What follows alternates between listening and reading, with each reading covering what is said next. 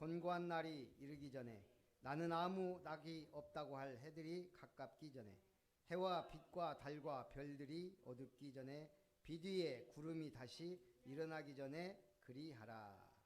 아멘. 9절부터 12절까지 한 절씩 교독합니다. 전도자는 지혜자이어서 여전히 백성에게 지식을 가르쳤고 또 깊이 생각하고 연구하여 잠언을 많이 지었으며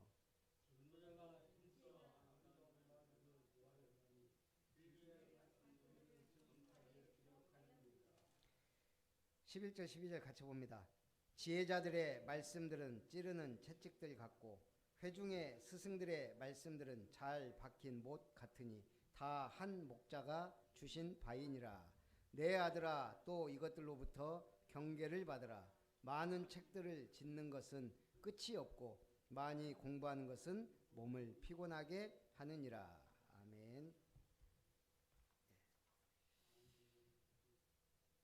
솔로몬의 전도서의 결론 부분입니다. 솔로몬의 인생 결론을 잘 설명해 주고 있습니다. 물론 솔로몬의 인생 결론은 우상 숭배로 점철돼서 그리 곱게 끝나지 않았죠. 그 아들들의 나라가 쪼개졌으니까. 그럼에도 불구하고 하나님의 지혜를 받은 솔로몬의 잠언 전도서는 우리에게 중요한 교훈을 주고 있습니다. 어찌됐든 전도자는 본서의 결론으로 창조주요 이 역사의 주인이신 여호와를 경외하는 것이 인간에게 있어 가장 지혜롭고 가치 있는 것임을 권면하고 있습니다. 그러면서 결론적으로 우리 인간의 본분이 뭐냐 이거에 대해서 말씀하고 있습니다. 제가 어느 글에 보니까 인생에는 세 가지가 없다. 답이 없다. 정답이 없다. 정석이 없다. 인생에는 답이 없다. 각자 경험으로 답을 찾아야 돼요. 각자 도생, 실력으로 답을 찾든 꼼수로 답을 찾든 인생 길을 개척해 가야 되는데 답은 없다는 얘기예요. 인생에는 정답이 없다. 문제는 계속 오는데 언젠가는 그 문제를 풀 수 없는 문제가 내 인생에 닥쳐요. 그렇죠? 돈으로도 능력으로도 안 되는 문제가 와요. 그게 결국은 죽음이 될 수도 있고. 그래서 정답이 없어요. 또한 정석이 없습니다. 누구나 따라야 하는 공식이 없어요. 똑같은 인생이 아니에요. 쌍둥이도 인생이 달라요. 그래서 인생은 불확실하고 결국 스스로 만들어가야 된다. 이게 세상 말이에요. 성도의 관점에서 보면 답이 있습니까? 없습니까? 예수는 그리스도 답이에요. 요한복음 14장 6절 내가 곧 길이요 진리요 생명이니 나로 말미암지 않고는 아버지께 올 자가 없느니라. 유대인들은 왜 예수님을 안 믿을까요? 신기한 게 이 사람들은 메시아를 기다리는데 철학적 신학적으로 하나님이 인간이 될 수 없다라고 못 받고 믿어요. 그게 깔려 있어요. 그럼 왜 예수님 안 믿냐? 전 세계가 믿는데 그 사람들은 그런다. 어떻게 예수가 하나님이냐? 하나님이 어떻게 인간의 몸을 입고 올 수 있냐? 그것조차 부정하기 때문에 믿을 수가 없어요. 오늘 우리는 길이요 진리요 생명이니 나로 말미암지 않고 아버지께 올 자가 없느니라. 얼마나 명확한 답입니까? 이 답을 몰라서 지금도 저 대단한 유대인들이 헤매고 있다. 전 세계 사람들이 헤매고 있어요. 우리가 얼마나 복을 받았는지 몰라요. 정답이 없습니까? 시편 119편 105절 하나님의 말씀이 정답이에요. 주의 말씀은 내 발의 등이요 내 길의 빛이니이다. 이건 우리 인생의 지침서예요. 지침서와 같은 말씀. 정석이 없습니까? 마태복음 16장 24절 아무든지 나를 따라오려거든 자기를 부인하고 자기 십자가를 지고 나를 따를 것이니라. 십자가의 길이 정석이에요. 그 십자가로 우리는 모든 걸 풀어낼 수 있어요. 모든 문제도 십자가 앞에서, 모든 저주도 십자가 앞에서, 모든 지옥, 모든 문제. 그래서 우리는 첫 번째 창조자를 기억해야 됩니다. 제가 잠깐 봤는데 주일날 얘기하려고 그랬는데 송광사 어찌 보면 우리나라의 가장 대표적인 사찰이에요. 왜냐하면 중들을 길러내는 신학교거든요.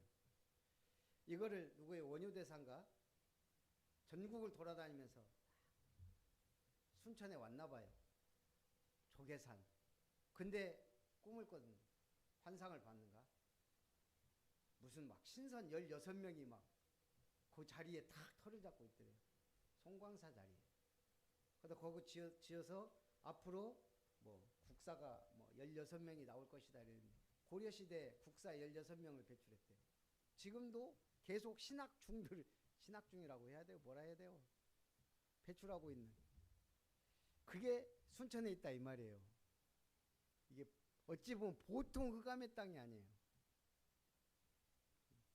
저는 저 없어지면 안 돼요. 저거는 박물관이니까 그냥 박물관으로 남게 해달라고. 송광사와 서남사가 관광지로. 아니 서남사 안 갈 수가 없어요. 너무 좋은데. 제가 봐 순천에서요 그냥 편하게 휙 갔다 올 수 있는 데가 송광사는 아니고 서남사가 가장 좋아요. 네. 아닌갑네. 네. 저만 그런가요? 네. 어찌 됐든 그래서 우리가 창조주를 모르면 어때요? 제가 대단한 인물이 대단한 절을 지은 거예요. 천년 고찰에서 지금도 영향을 미치고 가장. 창조주를 모르면 우리는 우상에 빠질 수밖에 없고 다른 신을 섬길 수밖에 없는 거예요. 1절에 너는 청년의 때 너의 창조주를 기억하라. 곧 곤고한 날이 이르기 전에 나는 아무 낙이 없다고 할 해들이 가깝기 전에 해와 빛과 달과 별들이 어둡기 전에 빛 위에 구름이 다시 일어나기 전에 그리하라. 이 12절은 조금 애매모호해요. 이렇게 해석이. 알아서 그냥 해석하면 돼요. 해와 달과 별들이 어둡기 전에 빛 위에 구름이 다시 일어나. 무슨 말이지? 빛 위에 구름이 다시 일어나? 그냥 이거 헷갈리니까 1절만 딱 붙잡으면 돼. 너는 청년의 때 창조자를 기억하라 이거예요. 가장 좋은 때 더욱 믿음을 굳게 해라. 우리 인간이 왜 태어났습니까? 이사야 43장 7절 내 이름으로 불려지는 모든 자 곧 내가 내 영광을 위하여 창조한 자를 오게 하라. 내가 그를 지었고 그를 내가 만들었느니라. 그래서 이제 우리는 한 가지를 분명히 해야 돼요. 고린도전서 9장 26절 그러므로 나는 다름질하기를 향방 없는 것 같이 아니하고 싸우기를 허공을 치는 것 같이 아니하며 목표가 분명해야 돼요. 저는 쿠팡 사태가 터지면서 제가 쿠팡을 잘 쓰진 않아요. 저는 이렇게 한 번 뭘 쓰면 계속 하다 보니까 저는 내가 써보니까 그냥 지마켓이 제일 그냥 하다 보니까 저는 지마켓을 계속 썼어요. 그러니까 쿠팡을 어느 순간 해보니까 배송이 좀 빠르고 좋더라고요. 그래서 이제 쿠팡에 한 두 번 썼는데 그 회원 가입을 해놨어요. 어느 날 쿠팡 사태 딱 터지고 집사람이 빨리 밥을 빼더라고요. 나도 회원 탈퇴해야 되나? 저거 이제 그런 고민하다가 미국 기업이라는 소리를 딱 들었어요. 그럼 빨리 빼야지. 그래가지고 후딱 뺐죠. 그러고 와서 보니까 이게 쿠팡 사태 터지면서 수많은 사람들의 정보가 유출되고 피해를 보고 있잖아요. 근데 알고 보니까 미국에 상장한 기업인데 우리나라에서 90% 수익을 내는 회사예요. 근데 기부는 다 미국에다 해요. 그래서 제가 앞으로 쿠팡 안 쓴다 나는. 광고가 아닌데 어찌됐든 아니 우리나라에서 돈 벌고 왜 미국에다가 다 기부는 미국에서 해요. 그러니까 이게 저거는 상도가 없는 기업이에요. 그렇잖아요. 그래서 우리 마찬가지 우리는 그리스도의 도 은혜 받은 만큼 우리는 나와서 하나님을 위해 살아야 돼요. 뭘 하라는 게 아니고 은혜 받으면 되어져요. 구원의 은혜가 뭔지 모르니까 예배가 잘 안 되는 거예요. 기도가 안 되고 전도는 어렵고. 그게 아니 하나님 우리에게 어려운 걸 준 게 아니고 하나하나 풀어가도록 문이 열리도록 하셨거든요. 그래서 언제 3절부터 보니까 언제 제대로 믿고 해라. 그런 날에는 집을 지키는 자들이 떨 것이며 힘 있는 자들이 구부러질 것이며 맷돌질하는 자들이 적음으로 그칠 것이며 창들로 내다보는 자가 어두워질 것이며 길거리 분들이 닫혀질 것이며 맷돌 소리가 적어질 것이며 새의 소리로 말미암아 일어날 것이며 음악하는 여자들은 다 쇠해질 것이며 그런 자들은 높은 곳을 두려워할 것이며 길에서는 놀랄 것이며 살구나무가 꽃이 필 것이며 메뚜기도 짐이 될 것이며 정욕이 그치리니 이는 사람이 자기의 영원한 집으로 돌아가고 조문객들이 거리로 왕래하게 됨이라. 집을 지키는 자, 이제는 나도 모르게 자꾸 떨려. 허리가 구부러져요. 맷돌 소리가 적어진다. 맷돌이 뭐 하는 거예요? 음식 가는 거예요. 이제 이빨도 이제 힘이 없어져요. 새의 소리로 말미암아 일어나. 이제는 작은 소리에도 새벽에, 저도 나이가 들어가는가 새벽잠이 자꾸. 예? 근데 참 다행이라고 생각해요. 어렸을 때 새벽잠이 없고 나이 들어서 새벽잠이 많아 봐요. 이게 이상하잖아요. 어른들이 일어나서 애들 깨워서 학교도 보내고 해야지. 애들이 일어나고 아빠 일어나 엄마 밥 해줘 이러면 되겠어요? 하나님이 참 신기하게 만들어놨어요. 우리 어른들이 할 일이 없으니까 일찍 일어나서 깨우라고. 예, 새벽기도 하고.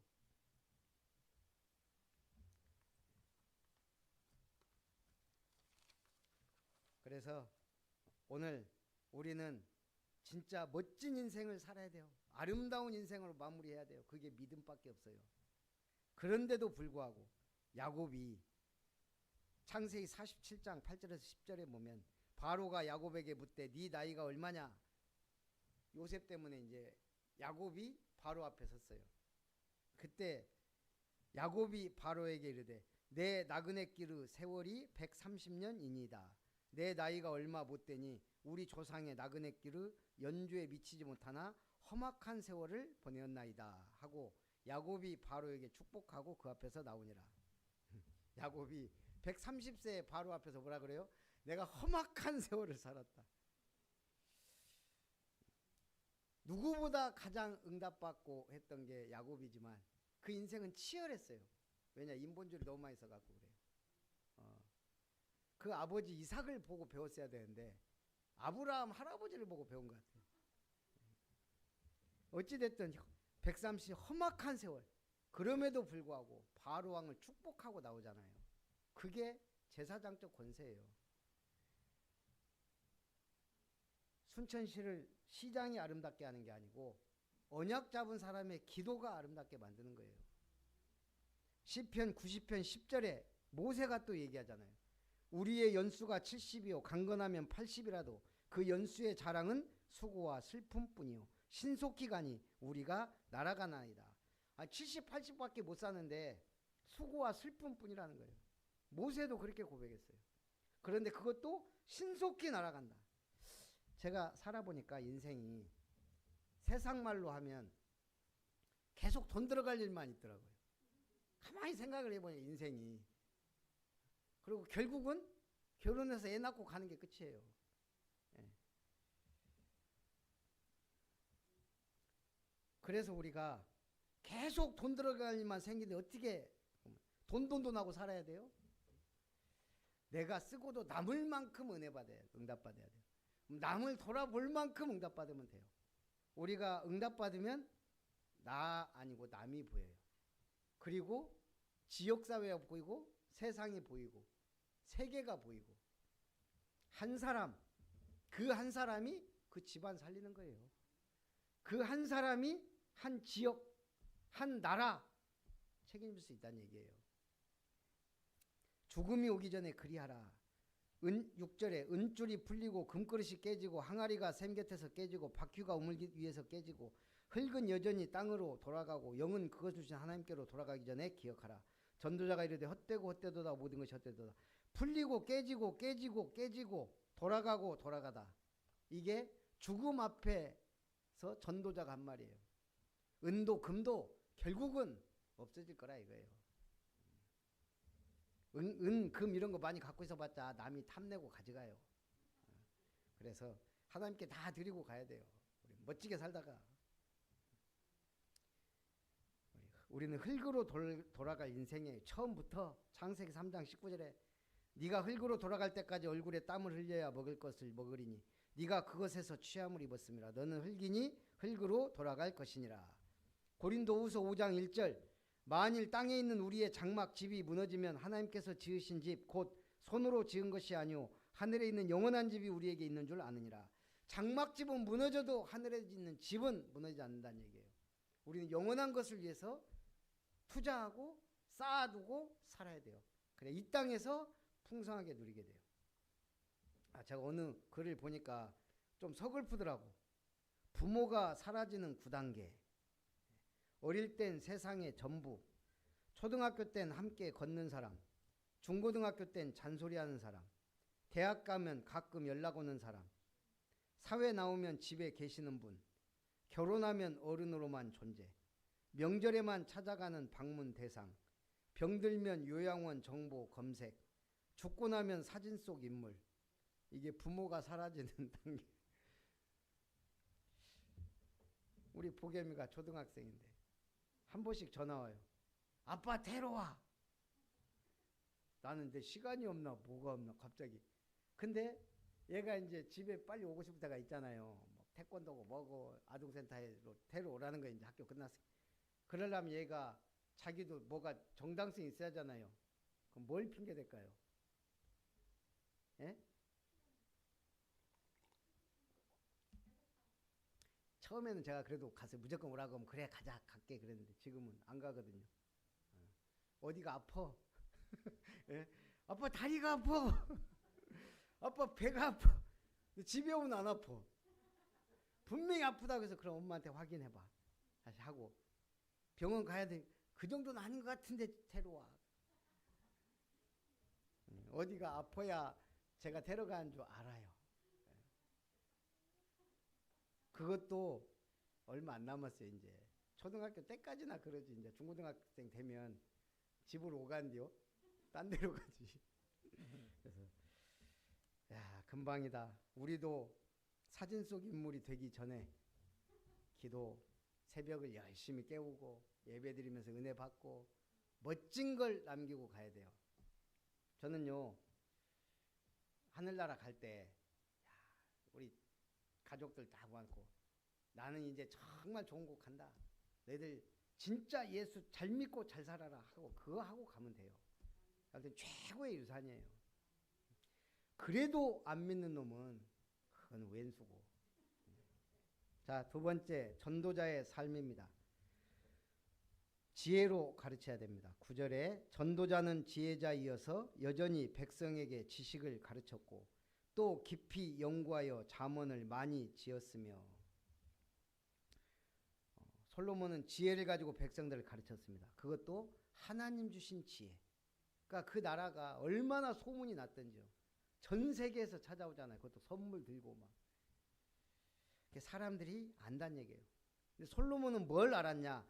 자기가 왕이지만 하나님이 세워서 된 왕이란 걸 알아요. 그러니까 자기보다 대단한 형들이 많았잖아요. 아도니아 또 누구예요? 그 압살롬은 뭐 생긴 게 너무 제가 봐도 제가 성경에서 미스터 코리아를 뽑으라면 아마 압살롬이 아닐까.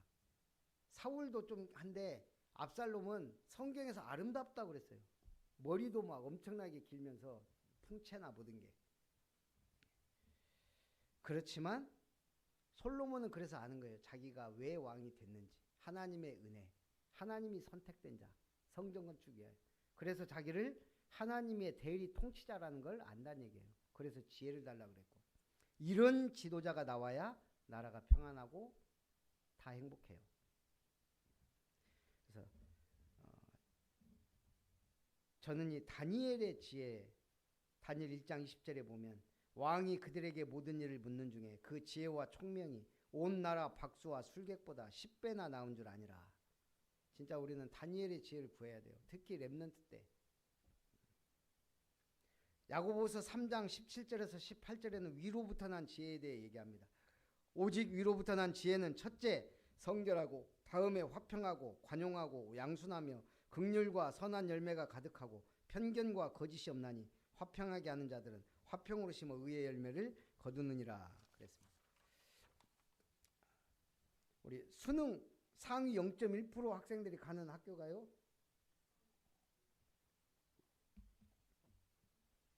예, 서울대생들 공통점을 누가 계속 한 명 한 명 이게 뭐예요? 그 인터뷰해갖고 나름대로 이걸 데이터를 뽑았더라고요.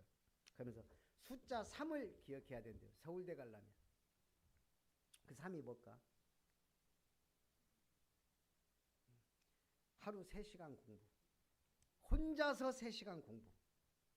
그게 거의 서울대생 모든 학생들의 공통점이래요. 그러니까 학교 공부, 학원 공부 빼고 혼자 공부하는 시간. 그럼 이게 뭐가 다르냐면 얘들은 그 혼자 공부할 수 있는 3시간 정도를 확보해놓고 학원을 정한대요.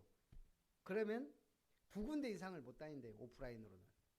그러니까 내가 그럼 어떤 학원을 다녀야를 정한. 근데 그렇지 않은 학생들의 대부분 학생들은 학원을 정해.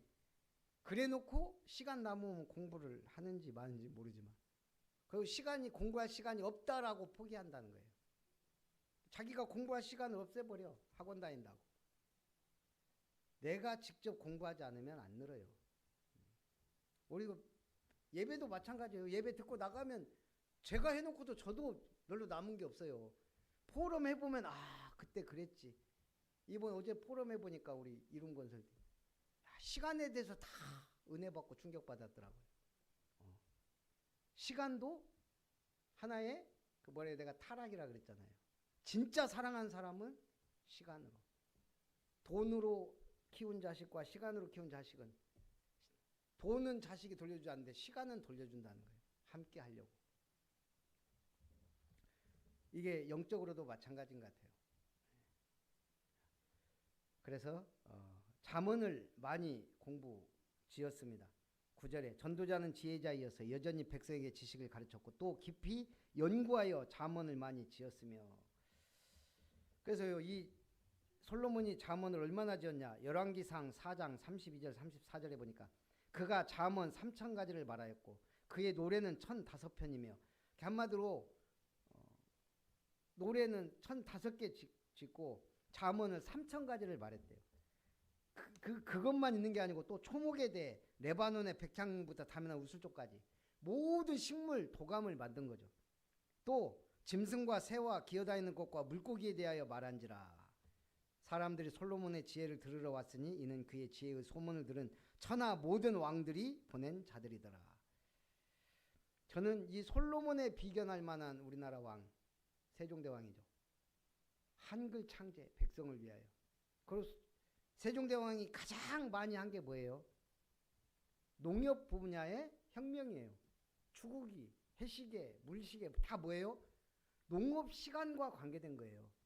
그러니까 농사가 너무 중요하다는 거 아니까 그걸 제대로 짓기 위한 많은 것들을 노력을 해서 엄청난 발명품들을 만들었든지 만들게 했든지. 그래서 성군이란 책을 듣는 거예요. 오늘 우리는 어디서 지혜를 얻어야 돼요? 성경. 이사야 34장 16절 말씀. 너희는 여호와의 책에서 찾아 읽어보라. 이것들 가운데서 빠진 것이 하나도 없고 죄짝이 없는 것이 없으리니 이는 여호와의 입이 이를 명령하셨고 그의 영이 이것들을 모으셨음이라. 참 성경은 기가 막힌 책이에요. 빠진 게 없어요. 그리고 짝이 들어맞아요. 구약에 예언된 게 신약에 성취되고 여기에서 의문 가졌던 걸 이쪽에서 답을 주고 그러면서 여호와의 입이 명령하고 여호와 영이 모으신 책, 유일한 책 성경이에요. 그래서 성경이 중요해요. 10절에 전도자는 힘써 아름다운 말들을 구하였나니 진리의 말씀들을 정직하게 기록하였느니라. 그래서 여러분 아름다운 말들을 구했다. 힘써. 우리는 아름다운 말들을 하려고 힘써 구해야 돼요. 그게 뭐예요? 전도자의 복음 전파예요. 복음 선포. 그것만큼 중요한 메시지가 어디 있어요?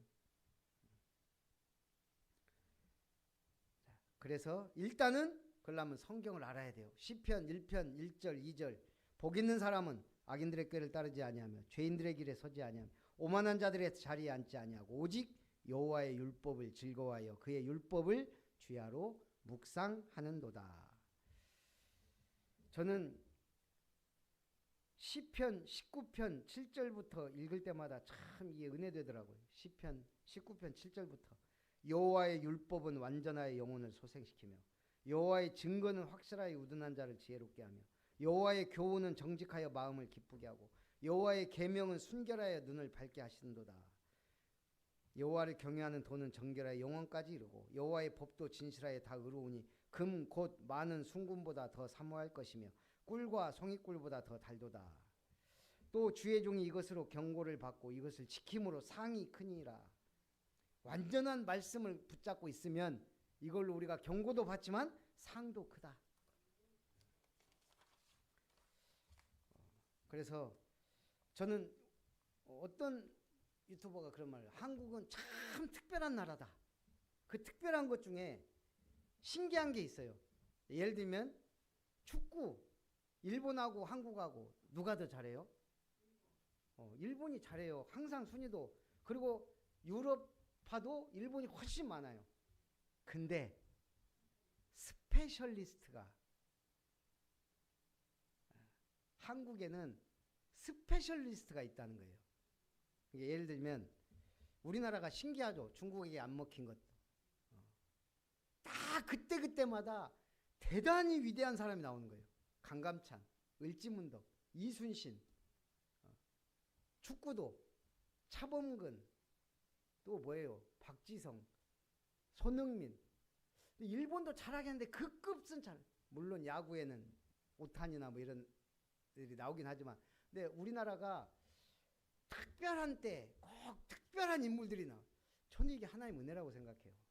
어떻게 저런 인물들이, 아니 수나라 100만 대군을 30만 대군을 생각해보세요. 30만 명이면 순천시 전체가 그때 당시 전 세계적으로도 100만 대군이 움직인 적이 제가 알기로는 거의 없어요. 페르시아인가 한 번인가 그랬나 어쩌나. 그런 나라가 우리나라 이거 하나 먹으려고 왔다니까요. 근데 패해서 돌아가고 그 나라가 망해버렸어요. 임진왜란도 마찬가지예요. 다 망했는데. 근데 신기한 거는 다른 나라는 왕이 항복하면 끝나거든요. 우리나라 왕이 도망가 버려. 왕이 도망가서 강화도 이런 데 숨어있어요. 백성들이 막 이제 일어나. 끝났다 생각했는데 계속 일어나. 참 보통 나라가 아니에요. 거기다가 이제 전 세계 한국에만 있는 거. 호출벨. 유럽 가면 속 터진대요. 왜냐? 함부로 부르면 안 돼요. 웨이터! 이러면 그 사람 무시한다고 안 와요. 올 때까지 가만 기다려야 돼. 이러고 있어야 돼요. 우리나라는 호출벨만 띵 누르면 바로 무슨 일인가 오잖아요. 숙취 해소 음료. 우리나라에만 있다네요. 건강에 하여간 진심이에요. 우리나라. 산후조리원. 한국에만 있대요. 야, 우리나라가 이렇게 여성들을 생각하는 민족이에요. 임산부석도 한국에만 있어요. 2주 정도 산후조리 하는 거. 갖고 요즘에 미국 사람들이, 유럽 사람들이 한국으로 출산하러 와요. 산후조리원 때문에. 공짜 반찬. 외국 관광객들이 한국에서 음식 먹을 때 가장 놀라는 것들 중에 하나. 그것도 심지어는 더 갖다 줘요. 갖다 줘. 안에 떨어진 거 보고 갖다 줘. 외국은요, 저기 물도 돈이에요. 저는 요즘에 참 그거 보면 은혜돼요. 물은 셀프. 얼마나 은혜되는 말이에요. 그것도 우리나라 물이 맛있거든요. 다섯째, 전세제도. 이제 이건 금방 없어질 것 같은데. 여섯째, 화병. 우리나라에만 있는 병. 조선 왕조 실록에도 나오는 화병은 유교적으로 참는 게 미덕이라는 한국 특유의 문화에서 비롯됐다고 하는데, 좋은 것도 있고 나쁜 것도 있고 그렇더라고요. 그래요. 예수님 믿으면 좋은 것도 있고 나쁜 것은 없고. 세 번째, 하나님을 경외하라. 지혜자와 스승의 말씀은 찌르는 채찍들 같고 잘 박힌 못 같다. 찌르는 채찍은 뭐예요? 경계에서 올바른 길로 가게 만드는 게 말씀이에요. 우리는 말씀이 좀 찔려야 돼요. 사도행전 5장처럼. 사도행전 2장 36절 38절. 베드로가 막 설교하면서 그러잖아요. 그런즉 이스라엘 온 집은 확실히 알라. 너희가 십자가에 못 박으니 예수를 하나님이 주와 그리스도가 되게 하시느니라 하니 그들이 이 말을 듣고 마음에 찔려 형제들아 우리가 어찌할꼬. 그러니까 답이 나오잖아요. 주 예수를 믿으라. 에스라 9장 8절에 보니까요. 이제 우리 하나님 여호와께서 우리에게 잠시 동안 은혜를 베푸사 얼마를 남겨두어 피하게 하신 우리를 그 거룩한 처수에 박힌 목과 같게 하시고 우리 하나님 우리 눈을 밝히사 우리가 종노릇하는 중에서 조금 소성하게 하셨나이다. 박힌 목과 같이 말씀이 박혀야 된다는 거예요. 이사야 22장 22절 24절 내가 또 다윗의 집의 열쇠를 그의 어깨에 두리니 그가 열면 닫을 자가 없겠고 닫으면 열 자가 없으리라. 못이 단단한 곳에 박힘같이 그를 견고하게 하리니 그가 그 아버지의 집에 영광의 보좌가 될 것이요 그 아버지 집의 모든 영광이 그 위에 걸리리니 그 후손과 족속되는 각 작은 그릇 곧 종지로부터 모든 항아리까지니라.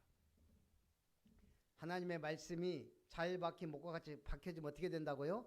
이스라엘의 모든 영광이 그 위에 걸린다. 그러니까 말씀이 각인되면 응답이 막 와서 걸린다 이 말이에요. 12절 내 아들아 또 이것들로부터 경계를 받으라. 많은 책들을 짓는 것은 끝이 없고 많이 공부하는 것은 몸을 피곤하게 하느니라. 그래서 경계를 받으라는 거예요. 경계의 목적은 디모데전서 1장 5절 8절 이 교훈의 목적은 청결한 마음과 선한 양심과 거짓이 없는 믿음에서 나오는 사랑이거늘 사람들이 이에서 벗어나 헛된 말에 빠져 율법의 선생이 되려 하나 자기가 말하는 것이나 자기가 확증하는 것도 깨닫지 못하는도다. 그러나 율법은 사람이 그것을 적법하게만 쓰면 선한 것임을 우리는 아노라. 제가 이번 주에 하나 좀 결단한 게 있어요. 내가 바른 말을 좀 한 번씩 제 나름대로 바른 말을 한다고 하는 것 같아요. 이게 좋기도 하지만 이거 안 되겠다. 내가 잘못하면 율법주의자가 되겠다. 이번에도 이제 식사하다 보니까 우리 캠프 위원장한테 그랬어요. 아니 우리 지금 노예 캠프도 지금 이것도 소화를 못 해가지고 지금 한데 왜 자꾸 외부에서 강사 불러다가 지금 했었냐고. 그랬더니 바로 다음 잘랐어요. 장성동 목사를 우리 중심으로. 근데 제가 볼 때 맞긴 한데 내가 또 바른 말을 해가지고 그러다가 또 이제 우리 자꾸 치유사역 얘기가 나와요. 막 지교회도 만든다 뜬다. 내가 또 오지랖이지. 근데 또 말을 안 해야 되는데 나밖에 없네 또. 자꾸 말해. 그래서 또 어제 전화했어요. 얼굴 한번 보자고. 그래서 사실은 엊그저께 월요일날 보고 오려고 그랬는데 또 끝나고 그럼 막 너무 늦고 그래서 에이 안 되겠다 그냥 오자 하고 이제 전화로 말이 많으니까 조심하시라고. 자꾸 다른 지역에 치유 사역하는 건 좋은데 사람들 모아갖고 자꾸 지교회를 하니까 나는 목사님이 그러지 않는 거 안다. 하지만 그 밑에 사람들 그렇게 하고 그럼 이게 계속 문제가 지금 계속 터지고 있다. 지교회 하지 말고 치유 사역 하시라고. 알았다. 그래갖고 끝났어요. 근데 제가 가만히 보면서 생각해봤어요. 내가 왜 자꾸 이런 말들을 하지? 내가 말 안 해도 되는데. 그러니까요. 그래서 안 하기로. 제가 잘 나가면 해야 되겠다. 여러분 책임이에요. 제가 잘 나가면 할 거예요. 잘 안 나갈 때까지 안 하려고. 저도 모르게 제가 그러다 보니까 제가 가만히 보니까 내가 율법주의자가 돼요. 나도 모르게 자꾸 나도 모르게 이게 지적질이기도 하거든요. 지적질은 우리 성도님들한테 해야 되겠다. 우리 와이프한테 해야 되겠다.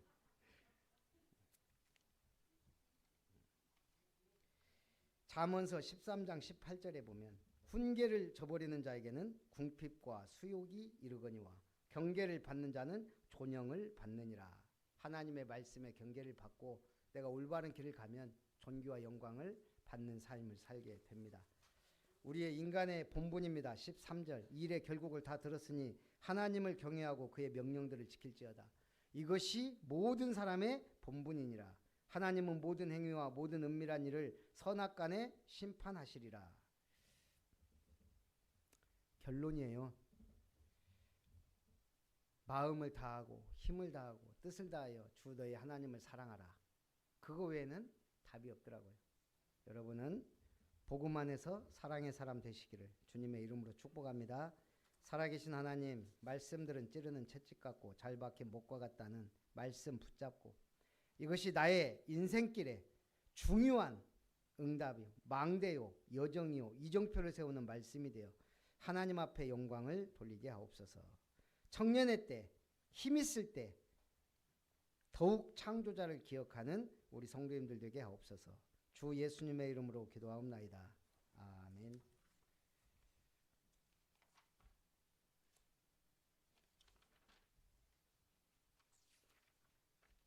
(487장) 찬송합니다.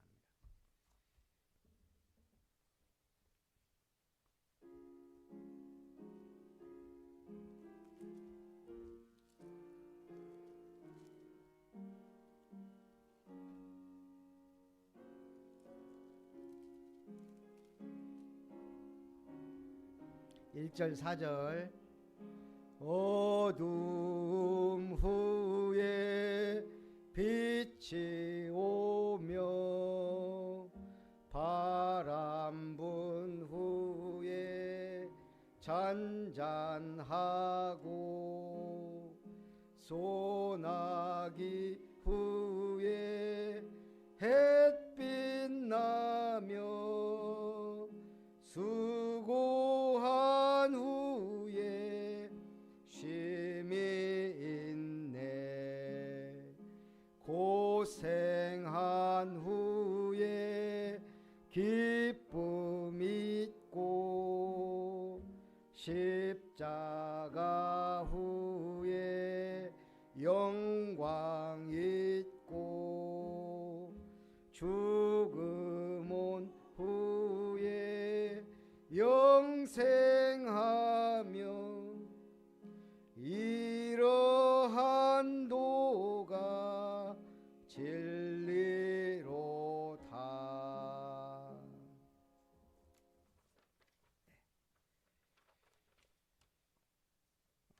우리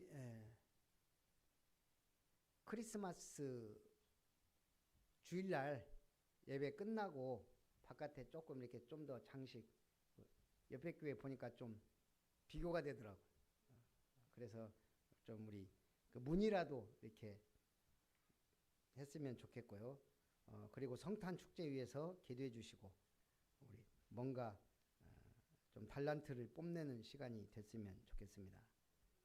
그리고 12월 31일 송구영신 예배 드리고 우리 원단 기도회 다음날 드린 후에 순천 자연휴양림에서 핵심 제자 수련회 1박 2일 우리 늘 하듯이 편안하게 좀 이렇게 말씀도 받고 이렇게 하는 시간 가졌으면 좋겠습니다.